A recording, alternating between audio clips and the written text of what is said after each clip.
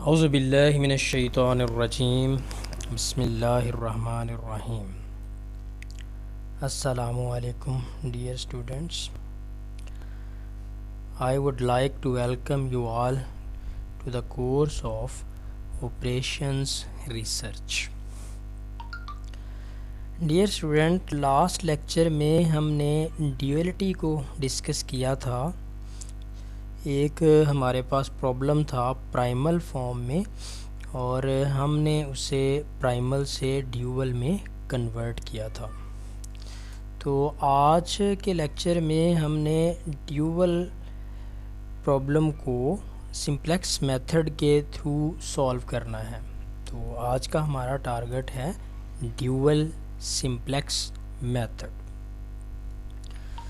तो dear student, dual simplex method में क्या होता है, सिंप्लेक्स मेथड और ड्यूअल सिंप्लेक्स मेथड में क्या फ़र्क है, ये वाज़े करते हैं और उसके बाद हम ड्यूअल सिंप्लेक्स मेथड से कुछ एग्जांपल्स जो हैं भी सॉल्व करेंगे।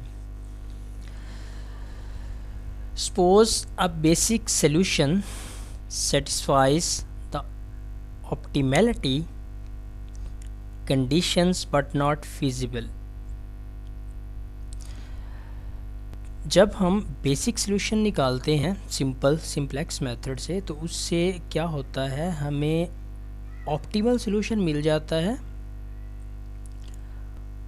ऑप्टिमैलिटी की कंडीशन पूरी हो जाती है, लेकिन फिजिबल होने की कंडीशन जो है वो पूरी नहीं हो रही होती। Then we apply dual simplex method. तो ऐसी सूरत हाल में हम ड्यूअल सिंप्लेक्स मेथड जो है उसे अप्लाई करेंगे। सिंप्लेक्स मेथड से अगर हमें फिजिबल सॉल्यूशन नहीं मिल रहा तो हमें ड्यूअल सिंप्लेक्स मेथड अप्लाई करने की ज़रूरत पड़ेगी। In regular simplex method we start with basic feasible solution। Regular simplex method में क्या होता था, बेसिक फिजिबल सॉल्यूशन से हम स्टार्ट करते थे और वो फिजिबल सॉल्यूशन ऐसा होता था जो ऑप्टिमल नहीं होता था। And move toward optimality always retaining feasibility, और हम उसे ऑप्टिमल की तरफ मूव करते थे, ऑप्टिमल की तरफ लेके जाते थे, और फिजिबिलिटी जो पहले से सॉल्यूशन फिजिबल होता था उसकी फिजिबिलिटी को भी रिटेन रखते थे। In the dual simplex method, अब ड्यूअल सिंप्लेक्स मेथड में क्या होगा, द एग्जैक्ट अपोजिट अकर्स। इसके टोटली अपोजिट जो है वो प्रोसेस होगा क्या, we start with optimal solution. Optimal solution से हम स्टार्ट करेंगे, विच इज़ नॉट फिजिबल, जो कि फिजिबल नहीं होगा, ऑप्टिमल होगा, फिजिबल नहीं होगा।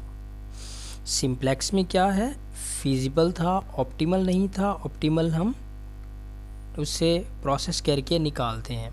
ड्यूअल सिंप्लेक्स में क्या है, ऑप्टिमल है, फिजिबल नहीं है।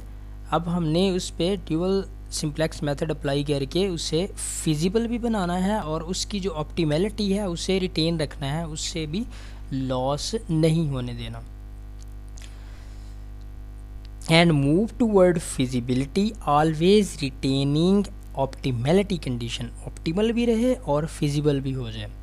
The algorithm ends once we obtain feasibility, और जब हम फिजिबल सॉल्यूशन ढूंढ लेंगे तब हमारा एल्गोरिथम जो है वो एंड हो जाएगा, तब हमारा सिंप्लेक्स मेथड की जो इटरेशंस रेपिटेशंस हो रही होगी वो ख़त्म हो जाएगी, हम लूप से बाहर आ जाएंगे। ड्यूअल सिंप्लेक्स मेथड में हमें कौन से स्टेप्स करने पड़ेंगे। To start the dual simplex method the following two conditions are to be meet. कौन कौन सी कंडीशन है, पहली, the objective function must satisfies the optimality condition of the regular simplex method. सबसे पहले जो फंक्शन हमारे पास है वो रेगुलर सिंप्लेक्स मेथड की जो ऑप्टिमैलिटी कंडीशंस हैं उन्हें सेटिस्फाई करता हो। दूसरी condition, all the constraint must be of the type less than और इक्वल। और सारे कॉन्स्टेंट्स में साइन लेस दैन इक्वल का होना चाहिए। अगर नहीं है तो माइनस से मल्टीप्लाई करके साइन लेस दैन इक्वल का बना लेना है। अब हम इसकी एक एग्ज़ाम्पल सॉल्व करते हैं। इस एग्ज़ाम्पल में क्या करना है, मिनिमाइज़ करना है z is equal to 3x1 plus 2x2 को subject to constants 3x1 plus x2 greater or equal 3, 4x1 plus 3x2 greater or equal 6, x1 plus x2 lesser equal 3। यहाँ पे इक्वल का साइन आपने मार्क कर लेना है। इसी तरह x1 x2 always greater than 0। ये हमारे पास प्राइमल है। स्टेप 1 क्या था, the first two inequalities are multiplied by -1 to convert them to less than या lesser equal constants and convert the objective function into maximization function। क्या करना है, जो मिनिमाइजेशन का फंक्शन था ड्यूअल में हम क्या करते थे, मिनिमाइजेशन के फंक्शन को मैक्सिमाइजेशन का फंक्शन बना देना है और उसके बाद जितने भी हमारे पास इनइक्वालिटी के साइन है वो सारे के सारे लेस आर इक्वल होने चाहिए। चलिए अब इसमें देखें, ये मैक्सिमाइज़ हो गया माइनस से मल्टीप्लाई होने के बाद, और इसी तरह जो सारे साइन हैं वो लेस आर इक्वल के हो चुके हैं। x1 x2 always greater than equal to 0 ही रहेगा।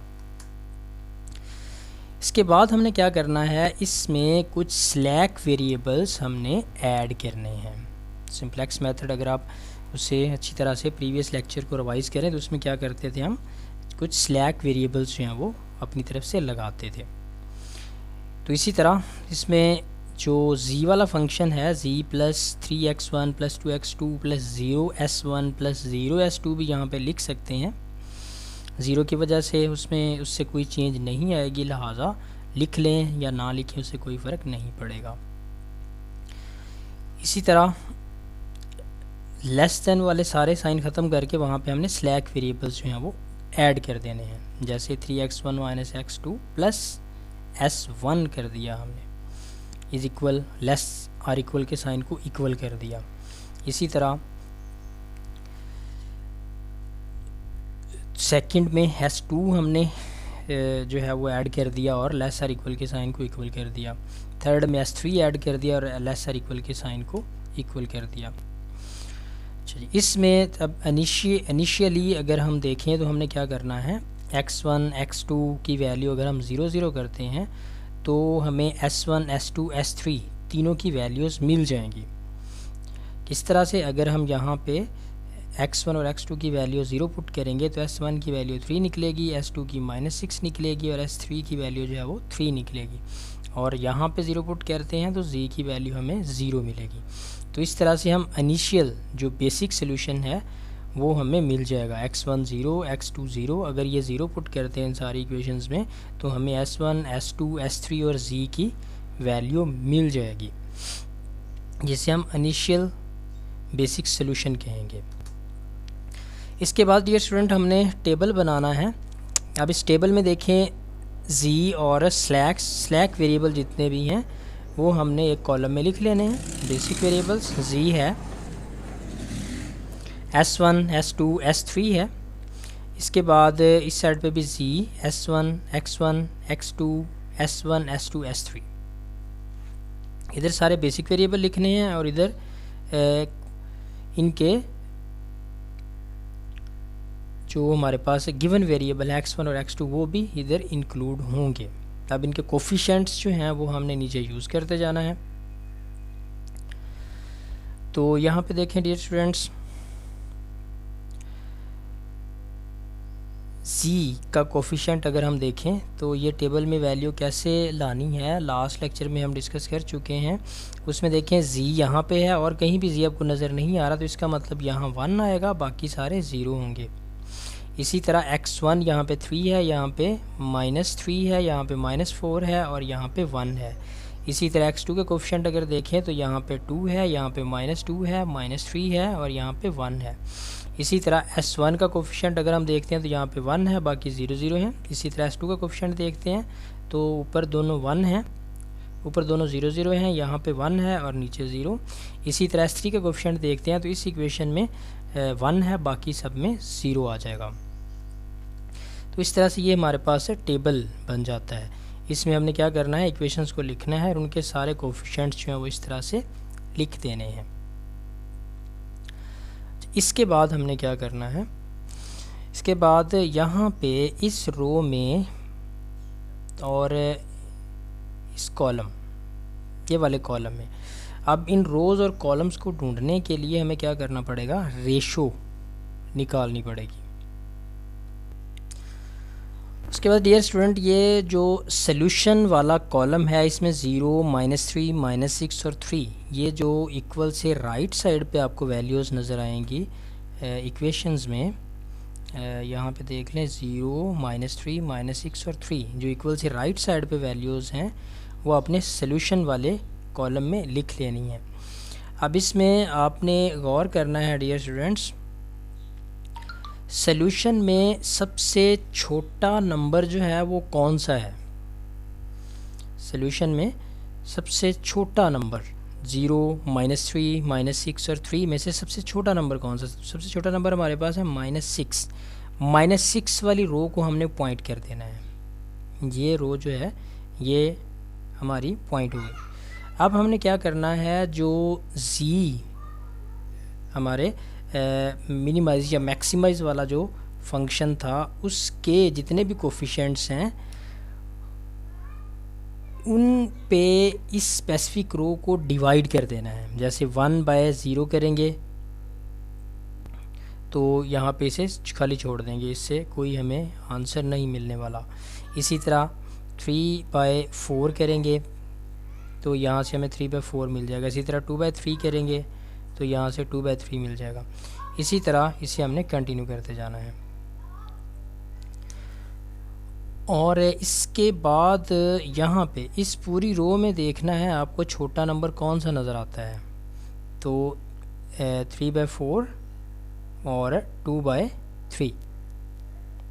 डियर स्टूडेंट, हमारे पास 3/4 तकरीबन 0.75 होगा और 2/3 जो है 0.66 होगा। इसका मतलब 2/3 छोटा है, लिहाजा 2/3 वाले कॉलम को सिलेक्ट करना है। वही पुराना सिंप्लेक्स मेथड यहाँ पे यूज़ हो रहा है, 2/3 वाले कॉलम को सिलेक्ट करना है। अब इन दोनों कॉलम्स में जो कॉमन नंबर है -3, वो नंबर आपने सिलेक्ट कर लेना है। अब यहाँ पे देखिए, initial basic solution is optimal as the optimal condition is satisfies but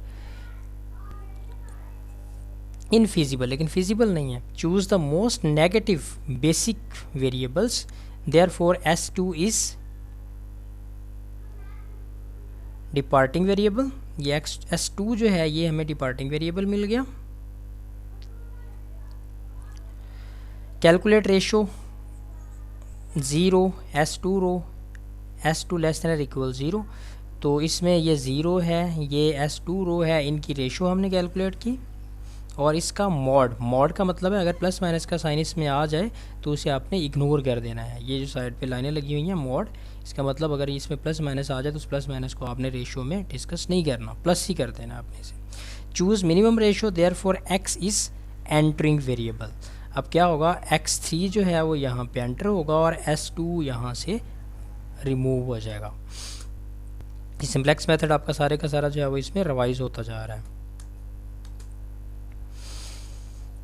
अच्छा, जिसमें देखें डियर स्टूडेंट S2 जो है वो ऐड हो गया, इसी तरह x2 यहाँ पे ऐड हो गया और S2 यहाँ से रिमूव हो गया। इसके बाद हमने क्या करना है, इसे ट्रांसलेट कर देना है। डियर स्टूडेंट, अब यही प्रोसेस जो है वो दोहराया जाना है। अब इस प्रोसेस को दोहराना कैसे है, यहाँ पे इस 3 की जगह हमें 1 लेके आना है। अब इस यहाँ पे 1 लाने के लिए इस पूरी रो को -3 से डिवाइड करना पड़ेगा। जब इस रो को -3 से डिवाइड करेंगे तो यहाँ पे 1 आ जाएगा। उसके बाद इस 1 के ऊपर और नीचे बाकी सारे एलिमेंट जो हैं वो 0 0 बनाने हैं। बाकी सारे एलिमेंट 0 0 बनाने के बाद हमने फिर दोबारा से इसमें जो की कॉलम है वो सर्च करना है। तो देखते हैं नेक्स्ट स्लाइड में। ये देखें डियर स्टूडेंट, इसमें ये 1 के अलावा बाकी सारे 0 0 बन गए। अब इसमें जो की कॉलम है वो हमने सर्च करना है। तो की कॉलम सर्च करने के लिए इन रेशोज़ में ये जो नीचे आपको रेशो नज़र आ रही है 1/5 और 2, इसमें से छोटा नंबर देखना है कौन सा है। तो छोटा नंबर है 1/5।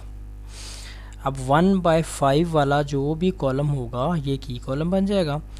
अब इस की कॉलम को आपने ये जो वैल्यूज़ हैं आपके पास जो प्रीवियस सॉल्यूशन वैल्यूज़ थी उनके साथ आपने इसे डिवाइड करना है। जो भी प्रीवियस वैल्यू, जैसे पिछली स्लाइड में यहाँ पे वैल्यू जो भी थी उसे आपने x1 से डिवाइड करते जाना है और ये रिज़ल्ट आपको मिलते जाएंगे। अब आपने क्या करना है, इन सॉल्यूशंस में सबसे छोटा देखना है। तो छोटा नंबर है -1। इसका मतलब S1 वाली रो और x1 वाला कॉलम, ये दोनों जो हैं हमारे की रो और की कॉलम है। अब इनमें जो कॉमन नंबर है वो -5/3 है। अब क्या करना है, इस 5/3 की जगह हमने 1 बनाना है और x1 को रिप्लेस कर देना है, S1 को रिप्लेस कर देना है x1 से। S1 यहाँ से रिमूव हो जाएगा और x1 यहाँ पे आ जाएगा। ये देखें डियर स्टूडेंट, x1 यहाँ पे आ गया, S1 यहाँ से रिमूव हो गया और उस नंबर की जगह हमने 1 लाए और उस 1 के साथ ऑपरेशन करके बाकी जो सारे एलिमेंट थे वो 0 बना दिए। तो इस सूरत हाल में आप गौर करें इसमें, तो x1 की वैल्यू हमारे पास ये वाली होगी, z की वैल्यू 21/5, इसी तरह x1 की वैल्यू 3/5 और x2 की वैल्यू जो है वो 6/5 और S3 की वैल्यू स्टार्ट में ही हमने चेक की थी, यहाँ भी अगर देखें तो आपको 6/5 मिल जाएगी। तो इस तरह से आप इसका ऑप्टिमल सॉल्यूशन फाइंड कर सकते हैं by using dual complex method. इसी तरह ये नेक्स्ट एग्जांपल है जो आप लोगों ने ख़ुद से सॉल्व करनी है। तो नेक्स्ट लेक्चर तक आप लोगों ने इसका सॉल्यूशन कंप्लीट करना है, यही स्टेप उसमें अप्लाई करने हैं। इसी तरह आपने कॉलम जो है टेबल बनाना है, उसमें कॉलम्स और रोज़ जो है उनकी बेस पे आपने इसका सॉल्यूशन फाइंड करना है। तो डियर स्टूडेंट्स, इसके साथ ही हम आज का लेक्चर जो है वो ख़त्म करते हैं। तो नेक्स्ट लेक्चर में इंशाल्लाह फिर मुलाकात होगी। तब तक के लिए अल्लाह हाफिज़।